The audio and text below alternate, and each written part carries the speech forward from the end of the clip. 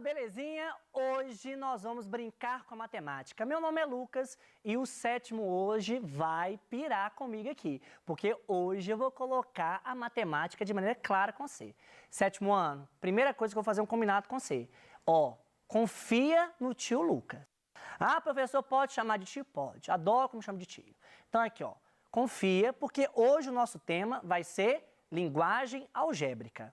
Então, o que é uma linguagem algébrica? É uma linguagem nova que eu vou colocar na cabecinha de vocês. Por quê? Agora nós vamos tratar letras com a matemática. Não, professor, se só com número já era, né, o caos, agora com letra... Não, vai melhorar. Matemática não é um caos, a matemática é linda. Então, vamos ver aqui. Aula de matemática hoje, nós vamos aprender o quê? Nós vamos aprender a operar com números racionais, fechar a parte da última aula, fazer um link com a última aula e utilizar a simbologia algébrica para expressar algumas regularidades, alguns padrões. Ô Lucas, mas como assim? Calma. Primeira coisa, eu te peço para você associar a ideia de álgebra de uma maneira bem tranquila. Eu vou começar do zero e você vai sair daqui sabendo montar expressões. Então, vamos ver? Primeira coisa, vamos só acabar com o tema de números racionais. Então, exemplo aqui no quadro, eu tenho menos 0,2 elevado a 3. Então, eu tenho aqui uma potência, concorda? Sim? E como que nós tratamos potência, turma? Nós tratamos da seguinte maneira. A potência, a base, é o número de baixo. A base é menos 0,2. O expoente é o número de cima. Qual que é o papel do expoente?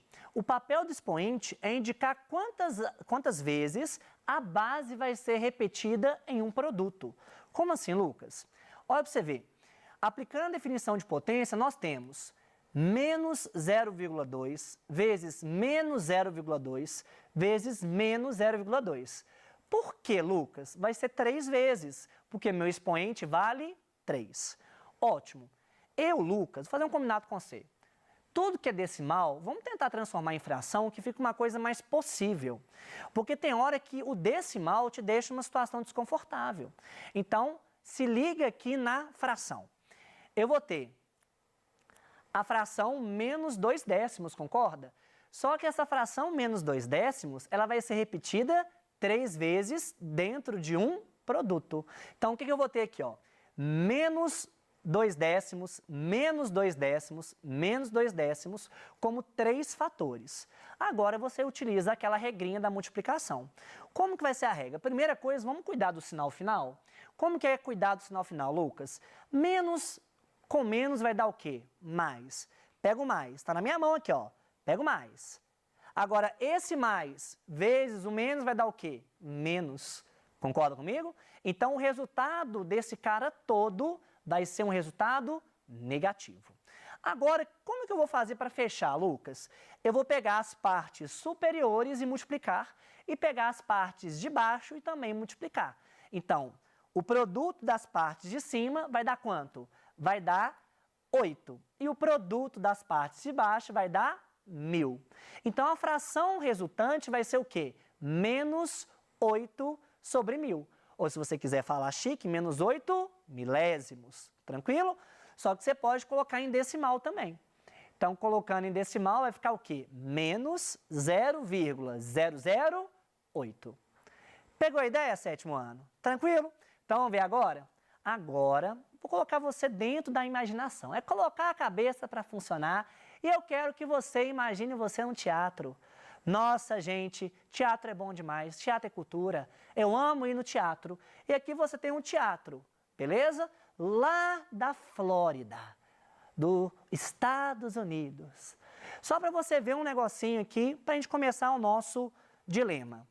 Então, olha o que eu vou ter aqui, Uma companhia de teatro organiza diariamente a apresentação de uma peça em uma casa de espetáculos com capacidade para 1.400 pessoas. Então, eu consigo acomodar nesse local 1.400 pessoas. Vamos continuar. A infraestrutura da peça e o pagamento dos atores e da equipe custam diariamente R$25.000. O valor do ingresso cobrado na bilheteria é R$40. Então, aqui, ó, nós sabemos a capacidade total do teatro, eu sei quanto cada pessoa paga, né, para ver o teatro, e eu sei qual que é o custo com a infraestrutura, contando com os atores, com a equipe e assim vai. Então, essas informações foram destacadas em azul. Ótimo. Preste atenção nesses valores. Primeira coisa, que expressão numérica representa o lucro em um dia em que 1.200 pessoas foram assistir ao espetáculo? Você viu a palavra lucro aparecendo? Então, lucro nada mais é do que a receita obtida, o que você conseguiu arrecadar, menos o custo que você teve. Concorda? Então, imagine aqui comigo, ó. Qual que foi a arrecadação? Se cada pessoa que foi ao teatro pagou R$40, a arrecadação vai ser o quê? 1.200 vezes 40. Tranquilo? Agora, qual que é o custo? O custo perante a questão vai ser de 25 mil, que é a infraestrutura, o pagamento dos atores e assim vai. O que vai ser o lucro então, turma? O lucro vai ser a diferença entre a arrecadação e o custo, nessa ordem. Então, o lucro vai ser 1.200 vezes 40 menos 25 mil. Pegou a ideia, sétimo ano? Tranquilo, na paz, sereno, pleno, sublime. Então, aqui, ó. Letra B. Se representarmos a quantidade de pessoas que foram assistir a peça pela letra P, como poderemos escrever a expressão que resulta o lucro obtido com a apresentação? Então, aqui, ó. Coloquei uma letra na jogada, concorda? Então, qual que vai ser a nossa ideia principal aqui? Eu poderia colocar coração, eu poderia chamar a quantidade de Lucas, eu poderia chamar a quantidade de tênis, mas o objetivo aqui é o seguinte, eu vou chamar a quantidade de pessoas de P. Por que, Lucas? Porque está no enunciado. Então, vamos fazer a mesma representação. Vem comigo. Você concorda que a arrecadação vai ser a quantidade de pessoas vezes o preço que cada pessoa paga? Então, pensa comigo. Se eu estou falando que eu tenho P pessoas, então o valor da arrecadação vai ser o quê? Vai ser P vezes 40. Menos quanto? 25 mil, que é o custo dos atores e da infraestrutura. Então, qual que vai ser a expressão do lucro? Vai ser P vezes 40 menos 25 mil. Primeira coisa, eu preciso saber se você está entendendo. Mexe a cabecinha para mim assim se for sim, e mexe assim para mim se for não. Porque se for não, observe a dica que eu vou te dar. Concorda comigo que o 40 está vinculado com o número de pessoas? Então, esse pezinho tem que estar multiplicando 40, beleza? Fechou? Que é a quantidade de pessoas aí. Ótimo. Agora, você descobriu uma nova linguagem. Essa linguagem é a álgebra. Seja bem-vindo. Então, para a álgebra, nós temos expressões algébricas. E eu preciso definir com você o que é uma expressão algébrica. Expressão algébrica é toda expressão formada por números e letras ou somente por letras, beleza? Então, tudo que for expressão é chamada de expressão algébrica quando tem essa conexão, beleza? Entre só letras ou entre números e letras. Então, olha o meu desafio para você. Ao invés da palavra número, eu quero que você pense em letra. Porque o papel da letra vai ser para substituir o número, beleza? Esse que vai ser o nosso ponto-chave da aula. Então, aqui, ó. O dobro de um número. Dobrar um número é multiplicar por quanto? Por 2, não é? Então, eu quero chamar esse número, por exemplo, de x. Então, o dobro de x vai ser o quê? 2 vezes o x. Ué, Lucas, é só isso? É. Vamos ver aqui? O triplo de um número menos 10. O triplo nada mais é do que multiplicar por 3. Mas não se esqueça, você tem que subtrair por 10. Observe o comando. Então, eu vou chamar o número agora, como eu tenho 26 letras no meu alfabeto, de y, por exemplo. Então, eu vou ter o quê? 3 vezes y menos 10. Beleza. Galera, agora acompanhe o exemplo 3. Então, vem comigo aqui, ó. A soma de um número com o dobro de outro número. Então, pensa comigo aqui, ó. Eu tenho dois números diferentes. Então, eu vou chamar esses números de letras diferentes. Lembra que eu estou substituindo padrões. Então, aqui, ó. Vou chamar o primeiro número de A. Então, a soma de um número, vou chamar de A, com o dobro do outro. Então, vai ser o quê? 2 vezes o B. Beleza? Vou chamar o outro de B. Então, essa é a expressão relacionada a esse carinha aqui. Fechou? Beleza. Agora, a expressão 4. Olha que legal. Eu quero o produto de dois números diferentes. O que vai acontecer aqui? Fazer o produto de dois números é multiplicar eles, concorda? Então, quanto que é x vezes y? É x e y. E é isso que eu quero te mostrar. Só que nesse caso, eu estou utilizando as letras A e B. Então, ó, dois números diferentes, A vezes B. Só que na matemática, para economizar símbolos, quando é multiplicação, eu posso escrever as letras coladinhas. Então, olha a minha observação. O sinal de multiplicação pode ficar oculto quando multiplicamos um número por uma variável ou por duas variáveis. E assim vai. Fechou? Então, agora, preste atenção. Valor numérico de uma expressão algébrica. Então, imagina, expressão algébrica tem letra. O que é o valor numérico dessa expressão algébrica? É quando eu atribuo valores para essas letras. Então, vamos ver a definição?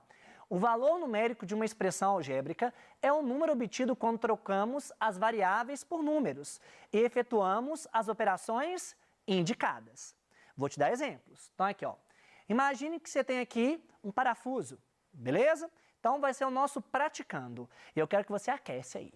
Imagina agora, arrasta tudo na sua mesa, momento de você praticar. Imagina você está na academia, aqui, ó, está fazendo fit dance e vamos começar. Então, aqui, ó. Uma fábrica de parafusos tem um custo fixo mensal de R$12.000, além de 20 centavos por peça produzida. O custo mensal a partir de X parafusos produzidos será igual a...